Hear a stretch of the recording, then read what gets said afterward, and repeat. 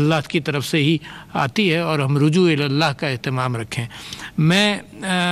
جو امید پاکستان آپ سے وابستہ کرتا ہے ممبر اور محراب سے میرے نبی صلی اللہ علیہ وسلم کے، وہ اور جو آپ جانشین ہیں وہاں اس ممبر اور محراب کے حوالے سے، تو جو ڈسپلن آپ کی وجہ سے پہلے پیغام کے اندر گیا اس کو میں ریکگنائز کرنا چاہتا ہوں اسٹیٹ کی بہاف پر، کہ آپ لوگ جتنے منظم ہیں، آپ لوگوں کے کہنے سے جو معاشرے میں اثرات مرتب ہوتے ہیں اس کا اندازہ مجھے تو تھا ہی، مگر اس کامیابی کے بعد لوگوں کو بھی ہوا، اور میں سمجھتا ہوں اسی وجہ سے ہم یہ سمجھتے ہیں کہ ان سارے معاملات کے اندر علماء کو ساتھ لے کر چلیں۔ صرف یہی ایشو نہیں ہے، صحت کے اور بہت سارے ایشوز ہیں جس میں وہاں سے لیڈرشپ ملنی چاہیے۔ تو میں یہ بھی اس بات کا ذکر کر دوں کہ ناموس رسالت کے اعتبار سے اور OIC کے ریزولوشن کے اعتبار سے جو رول وزیر اعظم صاحب نے پلے کیا ہے اور OIC نے جو بیان دیا اس کو بھی یہاں علماء نے اپریشیٹ کیا۔ میں جو آپ کے نکات ہیں اور جو آپ کے میرے ذریعے آپ کی بات جو اب ٹیلی ویژن پر جا رہی ہے اس میں یہ بات لوگوں کو بتانا چاہتا ہوں کہ دوسری لہر جو آئی ہے کورونا کے حوالے سے اس پر سارے علماء نے تشویش کا اظہار کیا، اور اس بات پر بھی تشویش کا اظہار کیا کہ دوسری لہر کے دوران لوگوں کی سیریسنس کم ہو گئی ہے، لوگ اس کو اتنی اہمیت نہیں دے رہے جتنی پہلی وارننگ کے اندر دی گئی تھی، تو اس کی وجہ سے پریشانی علماء نے اس بات کا اظہار کیا۔ دوسری بات یہ کہ یہ بھی طے پایا کہ جمعے کے اجتماعات کے اندر اور خاص طور پر 4 دسمبر کو یوم دعا منایا جائے گا اور رجوع اللہ کی کیفیت کو برقرار رکھا جائے گا، کیونکہ ہم سب یہ سمجھتے ہیں کہ ہم نے احتیاطی تدابیر کی اور اپنی مساجد کھلی رکھیں اور اللہ سے رجوع رکھا اور دعائیں جو کرتے رہے، تو اللہ تعالیٰ نے پھر آپ لوگوں نے سب نے مل کر جو غریب کے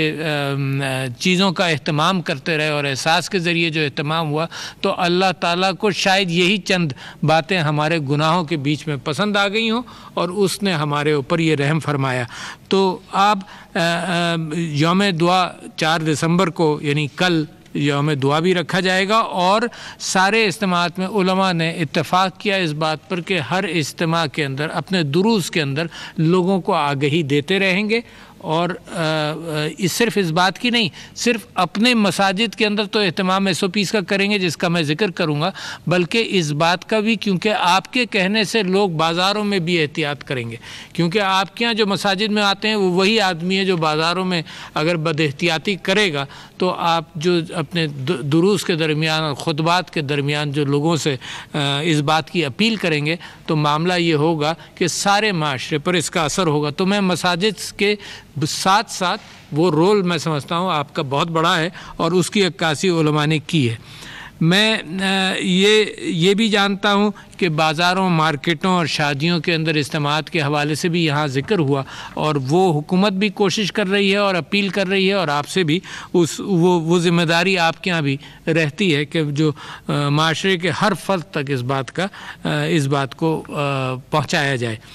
جو SOPs آپ نے 17 اپریل کو طے کی تھیں، ان SOPs کے اندر دوبارہ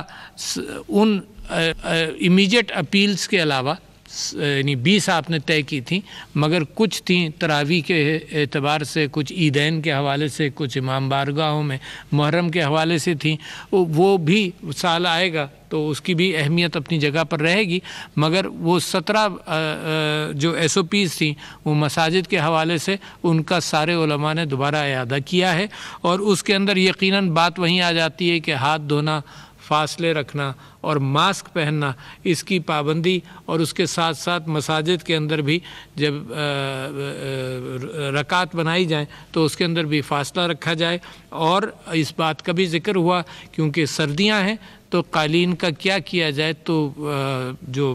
ہمارے اسپیشل ایڈوائزر ہیں آن ہیلتھ، ان کا کہنا یہ تھا کہ پھر بھی احتیاط کی جائے کہ نہ ہو، مگر اگر رکھنے ہیں تو ان کو اسپرے کر کے ڈس انفیکٹ کیا جائے. اور میں ایک اپنے ساتھ رومال لے کر چلتا ہوں، وہ سجدہ گاہ کے پر رکھ لیتا ہوں تاکہ میری ناک جو ہے وہ اس سے ہو جائے. تو چھوٹی چھوٹی احتیاطی تدابیر ہیں جو کی جا سکتی ہیں. اس کے اندر وہ ہاتھ دھونا، فاصلے رکھنا، ماسک پہننا، وضو گھر سے کر آنا،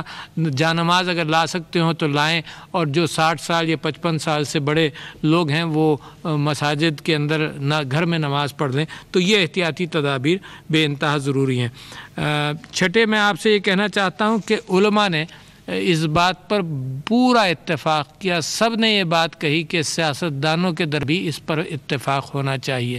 کیونکہ یہ نہیں ہو سکتا کہ علماء بھی احتیاط کی تجاویز دے رہے ہوں اپنے مساجد سے، اور سیاست کے اندر جلسے جلوس اسی انداز سے چلتے رہیں. تو اس کے اندر بھی علماء نے یہ اپیل کی ہے سیاستدانوں سے اور حکومت سے کہ وہاں بھی اس بات پر اتفاق ہونا چاہیے کہ جلسے جلوسوں کو اگر مؤخر کر دیا جائے کچھ عرصے کے لیے، تاکہ کم سے کم اس وبا کا مقابلہ کر لیا جائے. پھر جو جمہوری اپنے حقوق ہیں ان کے اوپر واپس آیا جا سکتا ہے. مگر علماء نے بھی متفقہ اس بات کی اپیل کی کہ اس کے اندر ایک حکومت اور سیاستدانوں سے یہ اپیل اپنی جگہ پر ہے. اور ساتویں بات جو میں آپ کے سامنے رکھنا چاہتا تھا اس کے اندر یہ ہے کہ میڈیا کا رول بھی کچھ کم ہوتا محسوس ہوا ہے علماء کو، کہ جہاں یہ مساجد کے اندر اور نمازیوں کے ساتھ اور دیگر مسلمانوں کے ساتھ آپ کی محنت ہے، تو ساتھ ساتھ یہ اپیل بھی ہے کہ میڈیا بھی اپنی لوگوں کی یاد دہانی کے اندر اس معاملے کو دوبارہ بڑھائے تاکہ اس وبا کا مقابلہ کیا جا سکے. اور آخری بات جو سب سے اہم ہے وہ میں آپ کے سامنے یہ رکھنا چاہتا ہوں کہ سارے علماء نے بالاتفاق جو کامیابی ہوئی ہے اس کے حوالے سے اس بات کا ذکر کیا، اور میں سمجھتا ہوں کہ ہمارے ذریعے عوام تک پہنچے کہ رجوع اللہ اور اللہ سے معافی مانگنا اور اللہ کی طرف دعا کرنا کہ وہ اس وبا سے اللہ تعالی ہمیں پناہ دے، سارے مسلمانوں کو پناہ دے، ساری دنیا کو پناہ دے. تو اس کی اہمیت یہ کمبینیشن ہے کہ عبادات اپنی جاری رکھیں، احتیاط کریں، غریبوں کا خیال کریں. اسی کمبینیشن سے پاکستان نے پہلی جو لہر تھی اس کا مقابلہ کیا، اور اسی کمبینیشن سے انشاءاللہ ہم آگے بھی مقابلہ کریں گے. کیوں جی مکمل ہو گئی بات؟ بہت شکریہ جناب علی صاحب، دعا فرمائیں. دعا فرمائیں.